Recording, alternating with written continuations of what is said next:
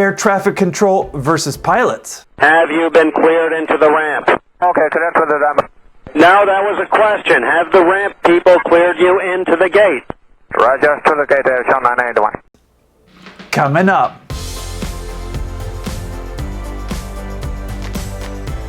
Hey 7-4 crew, welcome back. If you don't know me, my name's Kelsey. I'm a 747 pilot. My channel 7-4 Gear is all about aviation. Over the last couple of years, I've had several people send me this clip on Instagram of Air China in JFK and ask me, how can this happen to a professional pilot that's flying internationally? And I've had a few other clips sent to me as well.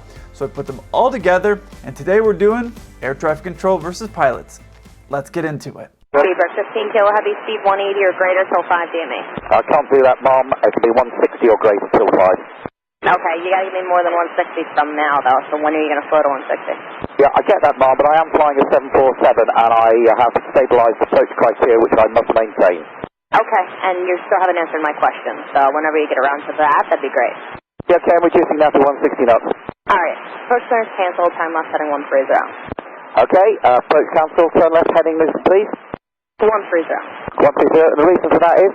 I just need you to maintain 160 for at least 3 more miles. This is clearly a pissing contest between air traffic control and the pilots. And you have the pilot reminding her that he's a 747 pilot. Yeah, I get that, Mom, but I am flying a 747. That's not something you ever need to tell air traffic control. They know what type of plane you're flying, they know what the capabilities and the normal speeds are of your plane because they deal with it on a daily basis. It'd be one thing if you were going into a small airport that isn't used to dealing with your type of an aircraft, but JFK's been seeing 747s for a long time, so they know the types of speeds they can generally give you and get you to do in order to accomplish what it is that they want to accomplish on their end. The pilot is saying he cannot do it because of stabilized approach criteria, which is a real thing that does exist. And I have stabilized approach criteria which I must maintain.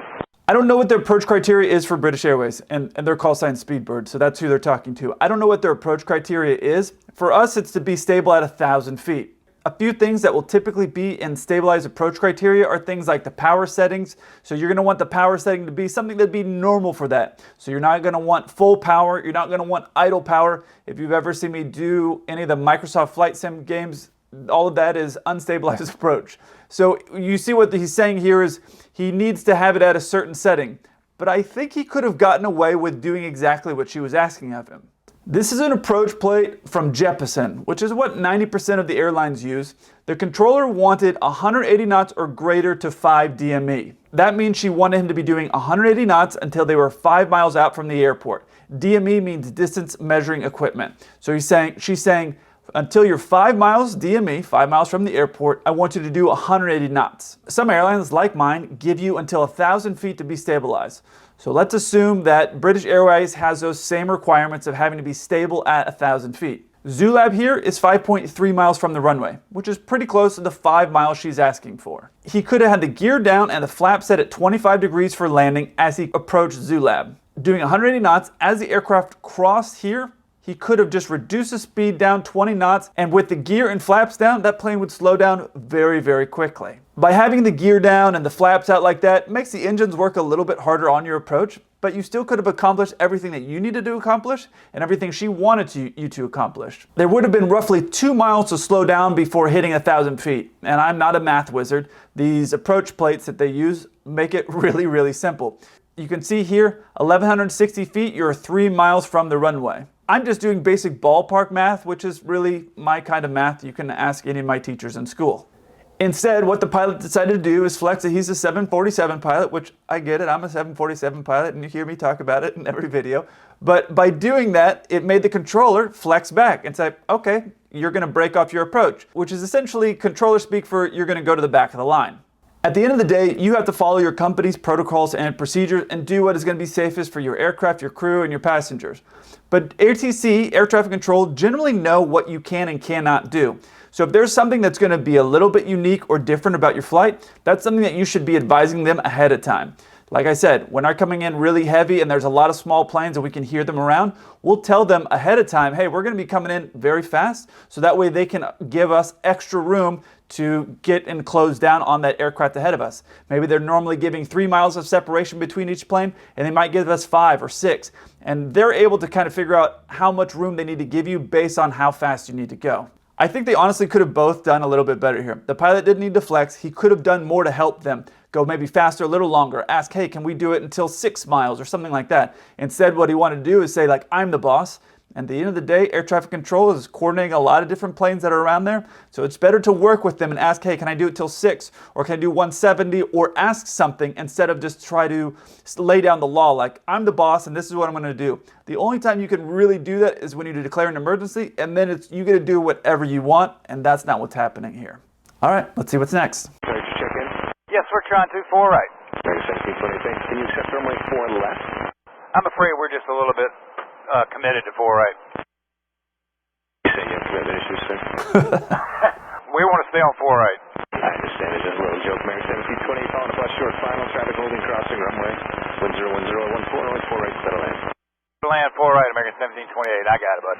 I don't know which airport this is, but let's just say it's Boston since they have a 4 left and a 4 right with a crossing runway. Sometimes it'll happen when you're lined up to land on a runway, air traffic control will ask you if you want to swap to a parallel runway or maybe one on the other side of the airport. Sometimes it's to help you out and sometimes it's to help them out. If you're the pilot flying, as soon as you hear this, Ready 1728, can you accept runway 4 left? you're going to want to quickly evaluate your options, and that's going to be based off of what you're set up for, your flying ability, the weather conditions, and all those things. Because what's going to happen is the other pilot is just going to look at you, and they're going to want a very quick response because usually you're lined up on a runway and you're going to need to make that decision quickly. So as soon as you hear the air traffic control asking that, you need to already be making that decision, because as soon as they look at you, you're going to need to tell them, yes, we can do it, or no, we can't. Realize that if you decide to make the decision to get off of your approach and get onto another runway, that may be helping air traffic control or it may be helping you. It depends. But you're also going to have things that are not going to be loaded up. That means you're going to have to disconnect and hand fly. It means your approach isn't going to have the autopilot and everything set up if you need to do a missed approach. There's a lot of different things, and it's all going to also depend on what your company procedures are. So you got to kind of factor all that in a very quick second, because you need to make a decision quickly. I personally have done both. I've said, yes, let's make the switch, and then we jump over. And I've had other times where I say, no, I don't want to do it. It all just depends on the circumstances, how you're feeling, everything that's going on, and you want to take the safest way and the safest decision every time. Let's take a look at this here at Boston Airport. He's asking him to switch from this one to this one. And the reason may be he wants to have someone take off from runway 9 here. You don't have to take the decision to swap the runways. They aren't going to be mad at you. You aren't going to get a free beer once you land. It doesn't really matter. They're just asking if you can do it. The next thing you hear him say is traffic on the crossing runway. 28, following plus short final, traffic holding, crossing runway. I assume he wanted to let someone take off from runway 9 here. I've flown out of Boston a lot. I remember 9 being one that they would take off from, but it could have been any of these runways. Also, you can hear air traffic control making some jokes and the pilots are being a bit dry. Sometimes it's the pilots making joke, it's air traffic control not getting it. Sometimes the other way around. Just like in every business, you're going to have people that are fun and want to have some laughs and other people who just want to keep it all business. I will say, from my experience, that's not something you want to do early on in your career. I don't really hear it from any other controllers, other places in the world, but I do hear it between American pilots and American controllers. I hear it more there than anywhere else in the world, and I think that has something to do with the language barrier. Obviously, when you're in other places in the world, you typically aren't going to be making jokes because things may get lost in the communication there. I have seen a lot of times when we check in, let's say in South America or in Europe, we might check in and say like hello or good day in their language, but that's about it. That's about as far as the joking goes. The rest of it is very standard phraseology and the things that you're doing. I generally only hear the jokes happening like that between American pilots and American controllers because it's the same. The controllers don't want foreign pilots to be confused. If they make a joke like that, it may get lost in translation. All right, let's get to the next one. Air China 981, make the right turn here at Juliet, join Alpha, hold short of Mike Alpha. Hey, right, Julia, hold, well, taxi Alpha, hold November. Now continue now, taxi now. Make the right turn here at Juliet, join Alpha, hold short of Mike Alpha, Air China 981. Air China 981, right, join, right, Julia, join Alpha, hold short of November. Okay, I'll say it again, hold short of Mike Alpha, M-A, Mike Alpha, not November. Okay, hold short of Mike Alpha 981. Well, this is a super famous air traffic control versus pilot video. I'm sure many of you have heard it. There's more to the video, which I'm going to get into in just a second. Sometimes air traffic control at airports, and this is just my opinion, in some cities like New York, LaGuardia, Chicago, they speak very, very fast, and it's hard for me as a native English speaker sometimes to put together everything that's happening. That's not really the case in this specific circumstance, but sometimes you'll hear them talking very, very fast, and you hear foreign pilots get a little bit lost. And that's just because there's so much that's happening on those airports that they need to keep all the planes moving. Personally, I think it'd be better if they spoke slower, but I'm not up there, so I don't know what their workload is like and how they're coordinating everything.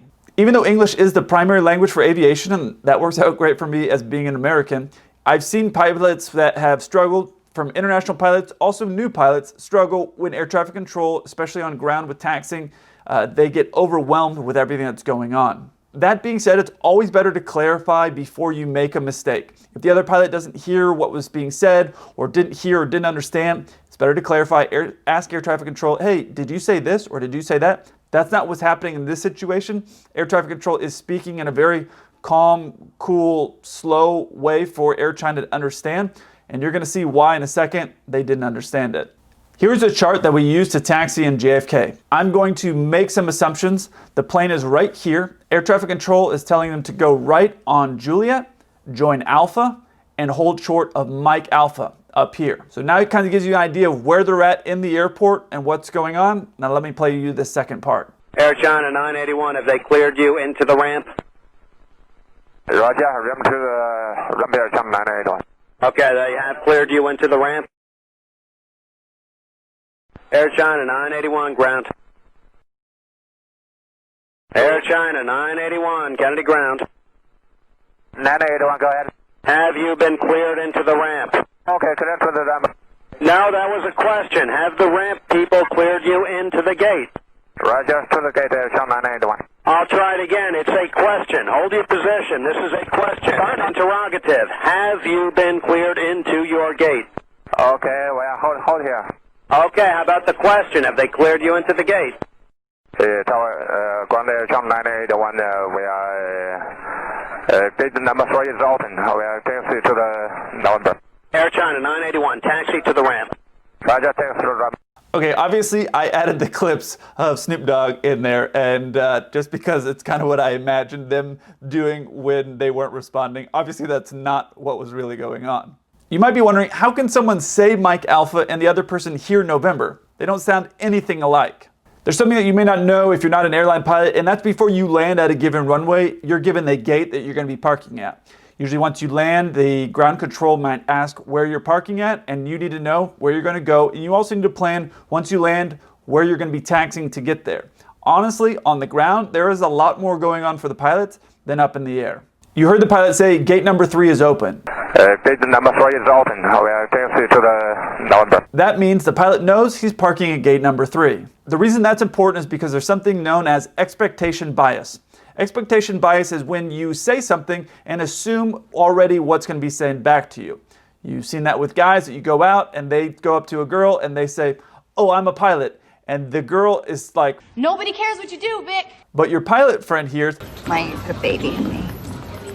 That is expectation bias. It works the other way as well. You've seen in a lot of movies, a guy will walk up to a pretty girl in a bar and he'll ask her for a number and she'll say, yeah, I'll give you my number. And he goes, I understand you don't want to talk to me, and then walk away. It's the same thing. You're going into something with an expectation of what's going to be told to you, not listening to what's actually happening. The other thing that you don't get from this audio is that JFK has a lot going on, and that is once you land, you have to contact, while you're listening to the ground frequency, you have to contact the ramp frequency and find out if your gate is open and if you're cleared into the gate. Then you have to come back to ground and tell ground, ramp cleared us in. They don't coordinate that for you like at a lot of airports. I personally would love to see that the ground and ramp control can coordinate those things without having the pilots be monitoring the ground, calling to the ramp while taxiing a couple 100,000 pounds of airplane and a few hundred people behind them, but I'm not in charge of those things. Take a look at the ramp chart here at JFK.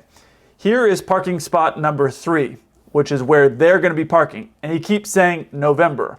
Why November? Well, now you see why. It's the entry into his parking area.